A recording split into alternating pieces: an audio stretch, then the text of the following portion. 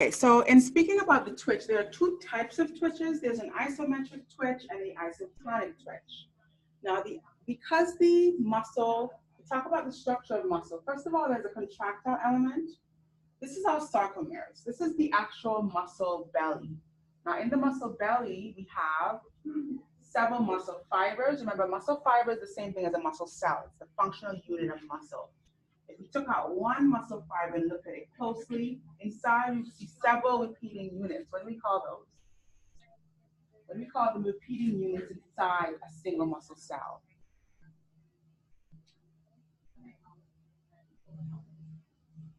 Come on, guys, you need to understand this, otherwise nothing going forward will make sense.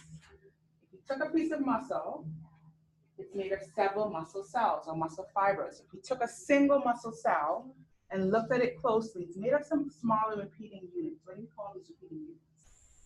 Myofibrils, right? So if you took out a muscle fiber, we took a single cell, it has several myofibrils in it. Those are the repeating units of what structure? So what makes up the myofibril?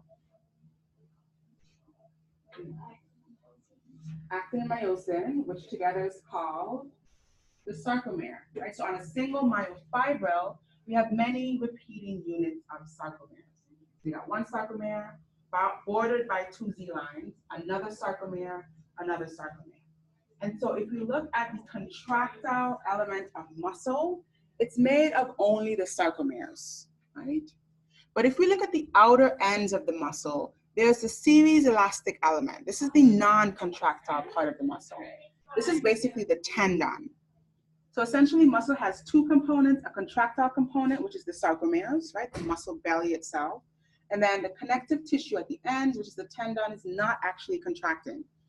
It's not actually contracting, it's just moving, it's just being dragged when that muscle contracts. So the force exerted by contracting muscle is what we call tension, and then finally the force opposing that contraction is what we call load.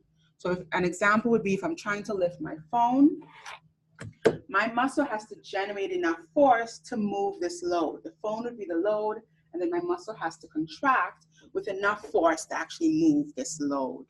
All right, we're going to speak about the relationship between tension and the load going forward. So the isometric twitch, in understanding that, we really want to break down the word here. Iso meaning, what does iso mean? What does the prefix iso mean? It means same, right? And then metric meaning length. So in an isometric contraction, the length remains the same. The muscle never shortens. Okay, we can have some contraction, but we never get to shortening. This is because the contractile elements generate force, they start to contract, but then the load is too heavy. The load is greater than the amount of force that this muscle is producing. And so what happens is the tendons, the series elastic elements at the outer edges of the muscle, they sort of stretch. And that compensates any contraction that would have taken place. And so we have a net shortening of 0. We do not have shortening.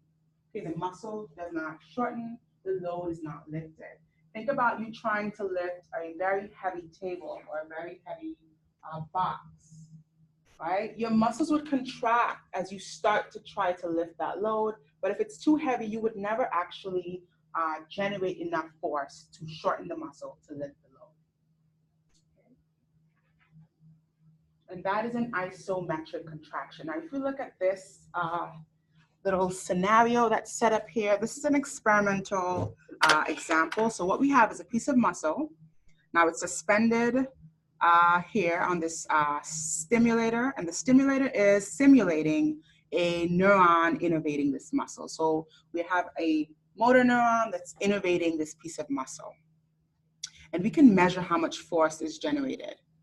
So when we have a load that is too great to lift, we have contraction. So we can see that this muscle belly contracts somewhat. But because the tendons stretch, if you look at the length of the tendon here versus here, the tendon has stretched out somewhat.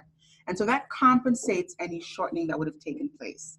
And so the net shortening is 0, meaning that we do not lift the load, we do not shorten the muscle, okay? In terms of a graphical representation, we have time versus tension. We have our latent period right at the beginning. We start generating force, we start generating force, we start generating force. We never generate enough force to overcome this load, and then we just drop off. We never have shortening. All right, is that clear? All right, let's look at isotonic. All right, alternatively, an isotonic twitch is where the tension remains the same. So that same prefix iso, tonic meaning tension or force. And this is when we have enough tension, we have enough force to actually overcome this load. So think about you lifting a load that is very easy for you to carry, right? You lift up something that's quite light, you produce enough force to actually lift it until the muscle does actually shorten, okay? Now again, going back to our little scientific experiment here, this muscle is hooked up to, again, transducers on this lever, and it's attached to a load. In this scenario, this muscle can actually overcome this load. So it's strong enough to produce enough force or enough tension to move this load. And so when we contract the muscle, we do observe shortening. That load is lifted. Okay, and this is called an isotonic contraction. Now, the reason it's called isotonic is because, again, looking at a graphical representation here, we have our latent period, which is the beginning of that twitch. We have our contracting phase. We start generating force. And when we get to enough force to physically move this load, we don't generate any more force. The graph flattens off here because now this is where shortening is taking place. I'll say that again. When we have generated enough force to actually overcome this load, the muscle actually starts to shorten. And so this graph flattens off. Why? We don't need to generate any more tension. We have enough tension at this point to lift this load. Alrighty? All right, so let's draw that out. Let's compare those two, looking at two graphs here.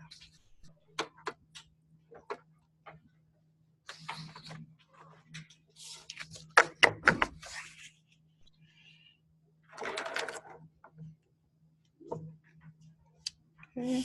Oops.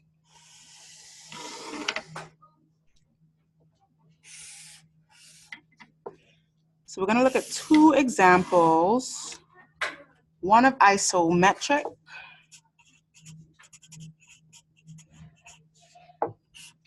one of isotonic. Alrighty. We have our time on the x-axis. And then we have our tension or force on the y. And this is in grams. Okay.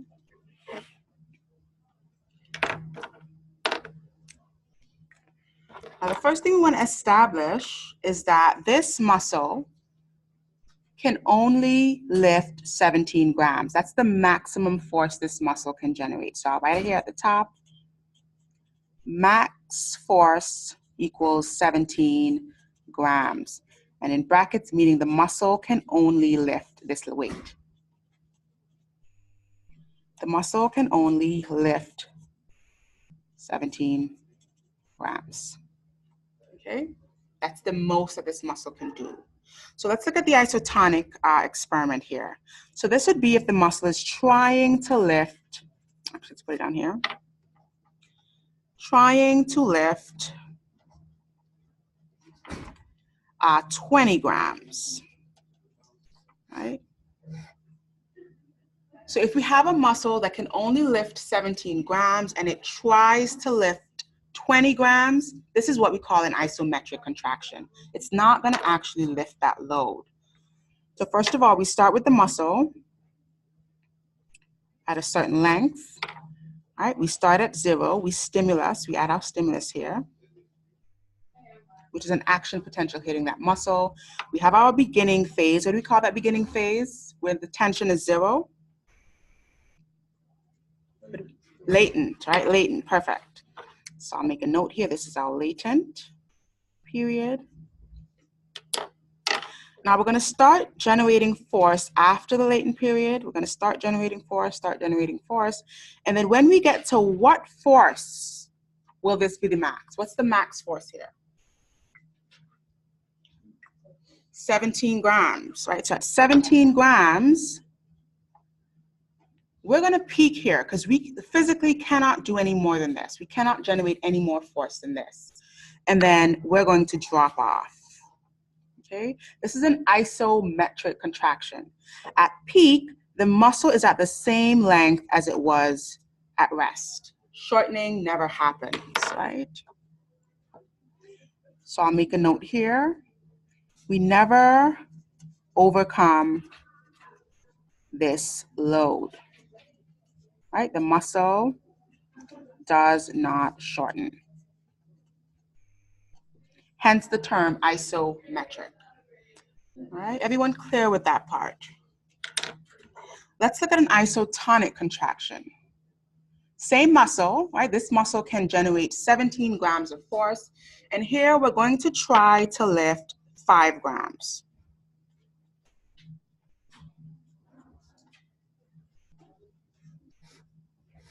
Okay. And so again, we're going to stimulate this muscle. And after stimulating it, force is going to go from 0. It's going to have a latent period here. And then finally, it's going to start to generate force until it gets to what grams? 5 grams, right? That's all we need.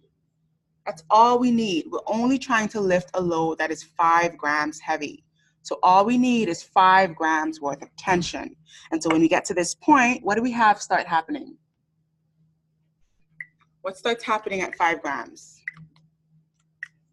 Think about me trying to lift my phone. It weighs 5 grams, right? At 5 grams, if I've generated, my muscle is generating enough force, what happens at 5 grams? Good, you'll plateau. Why? Muscle shortens, and now we can overcome this 5 gram load. So we don't need to generate any more force further than 5 grams, and so this graph flattens off right here, okay? And so what we see is we started out with the muscle nice and lengthened, and then here we have the muscle significantly shortened. Okay. And then it drops off.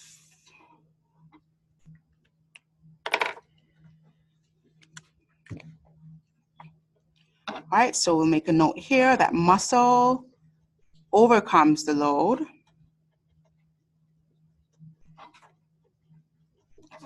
And shortens, right? Shortens.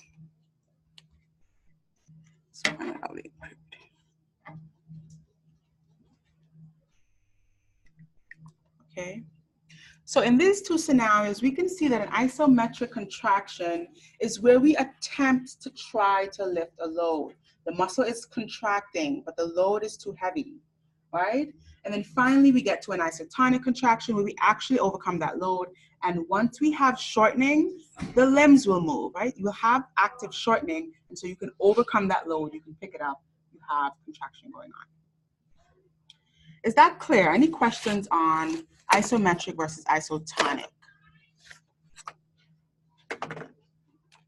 Okay, let's move back here.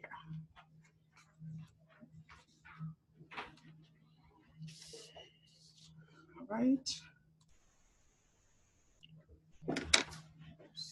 And so this experiment here really